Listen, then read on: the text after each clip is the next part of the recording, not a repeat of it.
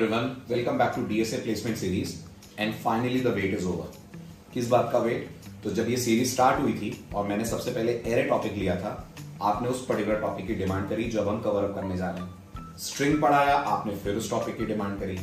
2D array में भी आप में से बहुत स्टूडेंट्स के कमेंट्स आए कि ये पर्टिकुलर टॉपिक कब कवर होने वाला है। तो the topic is here, the wait is over and the topic is time and space complexity. बहुत डिमांड आ रही थी आपकी तरफ से कि सर डीएसए में आप जो कोर्स करा रहे हैं उसके साथ में आप टाइम एंड स्पेस कॉम्प्लेक्सिटी बताएं। तो मैं ये टॉपिक लेकर आ गया हूं और ये टॉपिक की इंपॉर्टेंस जो लोग नहीं जानते मैं आपको बता दूं।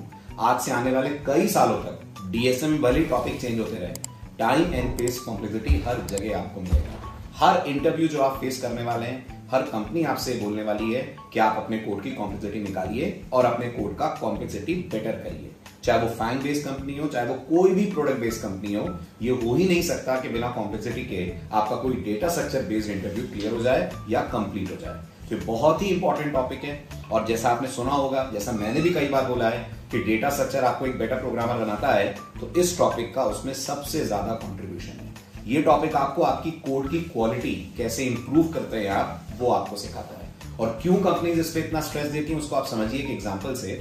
इस समय आप ये वीडियो YouTube पे देख रहे हैं, आपको क्या लगता है YouTube ने जो कोड लिखा होगा वो क्या एनालाइज नहीं करा होगा, उन्होंने चेक नहीं करा होगा कि बिलियंस ऑफ लोगों के पास भी ये वीडियो अगर जाता है, YouTube का कोई वीडियो अगर ओपन होता है तो उसकी परफॉर्मेंस सारे लोगों के लिए बिल्कुल सेम रहे। ऐसा तभी हो पाता है जब बैकएंड वाला बंदा, सर्वर पे कोड लिखने वाला बंदा इस पर्टिकुलर चीज का ध्यान रखे कि उसके लॉजिक्स कॉम्प्लेक्सिटी के पॉइंट ऑफ व्यू से बेटर परफॉर्मेंस दे।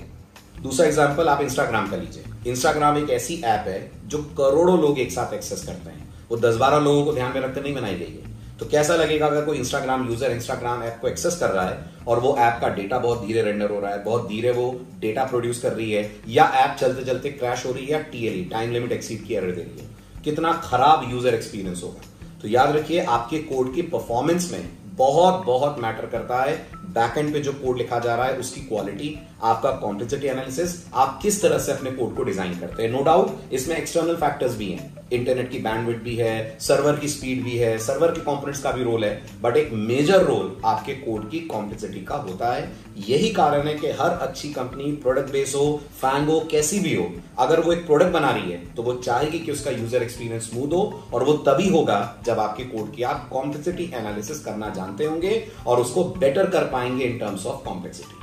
तो आई होप ये सारी बातें आपको समझा पाई होंगी कि कॉम्प्लेक्सिटी क्यों इतनी ज्यादा इंपॉर्टेंट है।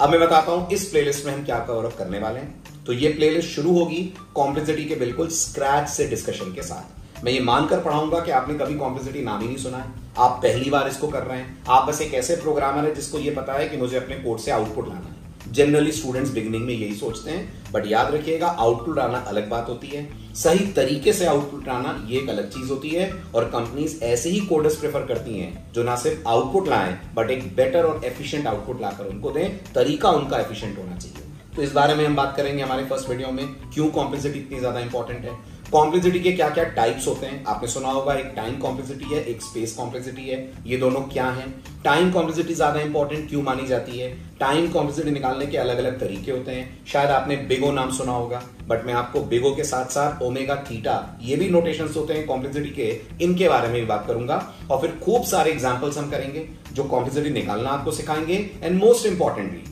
अभी तक जो हमने एग्जांपल्स करे हैं 2D एरे में, 1D एरे में, स्ट्रिंग में, उनमें से कुछ सेलेक्टेड एग्जांपल्स लेकर मैं आपको उनकी कॉम्प्लेक्सिटी भी निकालना सिखाऊंगा। तो मुझे लगता है आप भी उतने ही जोश में होंगे, उतना ही एक्साइटेड होंगे जितना एक्साइटमेंट मुझे हो रहा है इस टॉपिक को पढ़ाने को लेकर।